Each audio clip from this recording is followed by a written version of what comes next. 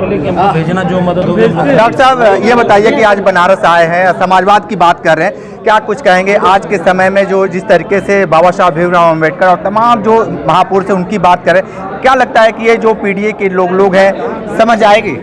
देखिए, समाज है और समाज आम तौर पर सही वक्त आने पर उचित फैसला लेता है।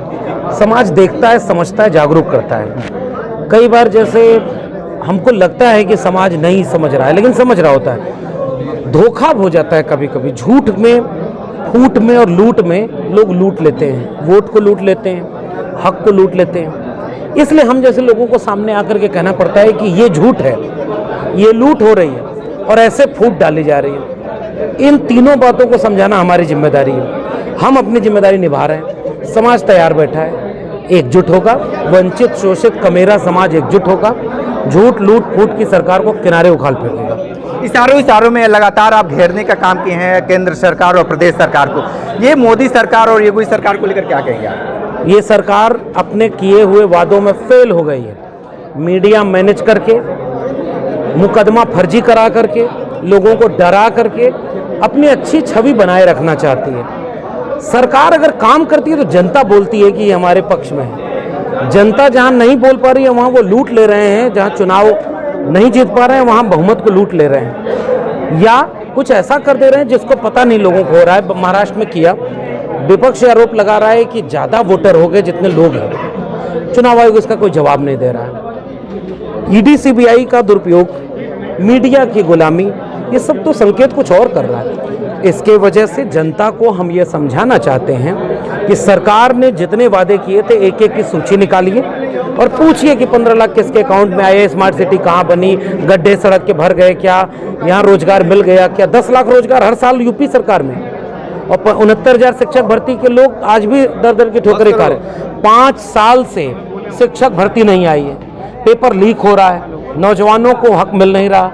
ये तो जनता देख रही है, तो सरकार फेल है, ये जनता कह रही है। जनता उचित तरीके से उचित समय पर इसका जवाब देगी। लेकिन जवाब देगी, लेकिन जिस तरीके से जो चुनाव का परिणाम था, चाहे आप दिल्ली ले लें या मिल्कीपुर उपचुनाव था, ये जिस तरीके से लोग कह रहे थे कि बहुत सारे चीज़ बदलाव होंगे, लेकिन बदलाव तो नहीं हो पाए। बदलाव में बाधा कुछ लोग बन गए हैं। विपक्ष को अगर ये कहना पड़े कि चुनाव आयोग मर गया है और चुनाव आयोग इसका जवाब न दे, अब आप अगर कोई सोया हुआ कोई भी व्यक्ति हो, कोई भी जीव हो, उसको अगर थोड़ा भी आप पुकारेंगे तो उठ के बोलेगा। जैसे आपका नाम सुरेश है, सुरेश कब आए, इसका मतलब है आप जाग रहे हैं। चुनाव आयोग को बार बार पुकारा गया, अरे भाई वोट पड़ रहा है, देखो यहाँ ये घपला हो रहा है, देखो एक व्यक्ति वीडियो में बोल रहा है 6 वोट हमने बीजेपी को दिया, देखो चुनाव आयोग वहाँ दूसरे का आधार कार्ड पे कोई और वोट डाल रहा है, देखो वहाँ पर ईवीएम खराब हो रही, ये हो रहा वो हो रहा है। चुनाव आयोग कुछ कर ही नहीं रहा है, तो दिख रहा है लोगों को। सत्ता लगातार ये करे कि जब भी ये लोग चुनाव हारते तो ईवीएम पे ठिकला फोड़ते हैं। ऐसा कुछ नहीं है, यही बीजेपी 2009 में ईवीएम के खिलाफ थी। जीवीएल नरसिम्हा राव बीजेपी का नेता, लालकृष्ण आडवाणी बीजेपी के नेता, इन लोगों का बयान है, किताब है कि ईवीएम खराब है। इसलिए मशीन संदेहास्पद है। जिन देशों ने मशीन बनाया वो भी अपना चुनाव इससे नहीं कराते। बैलेट पेपर ले आओ, फैसला हो जाएगा। बिहार में चुनाव की सरगर्मी लगातार बढ़ता जा रहा है, बिहार के चुनाव को लेकर क्या? बिहार की जनता सामाजिक न्याय के लिए, संविधान के लिए, झूठों को सरकार से हटाने के लिए वोट डालेगी। बिहार में सामाजिक न्याय जीतेगा, संविधान जीतेगा, हम इसकी उम्मीद करते हैं। संविधान को लेकर लगातार राहुल गांधी, अखिलेश यादव जिस तरीके से लोकसभा चुनाव में आए, लेकिन उस जिस फार्मूले से आए वो फार्मूला क्यों नहीं दिख पाया? फार्मूला चल रहा है, उसी फार्मूले से बीजेपी की पूर्ण बहुमत की सरकार नहीं बनी। हाँ, वही पीडीए है जो लोगों को जोड़ रहा है, ये जोड़ने का काम हो रहा है।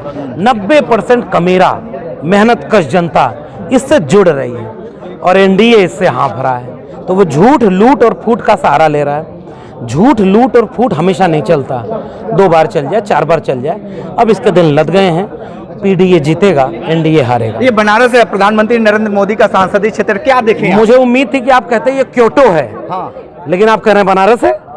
तो बनारस पहले भी था, बनारस आज भी है, कबीर रैदास की धरती है, बुद्ध की धरती है, मोहब्बत का पैगाम देगी और उम्मीद है कि मानवता को अच्छा करेगी। क्या डेवलप नहीं दिखा यहाँ पे? बनारस के लोग ही कुछ और कहते हैं, बनारस के लोग ही कुछ और कहते हैं। बिल्कुल, तो आप डॉक्टर लक्ष्मण यादव को सुन रहे थे, बहुत सारी बातें बताए हैं, विशेष इंटरव्यू कर रहे थे। तो हमारे साथ बने रहिए कांडी बनारसी के साथ। हमें दीजिए इजाजत, नमस्कार।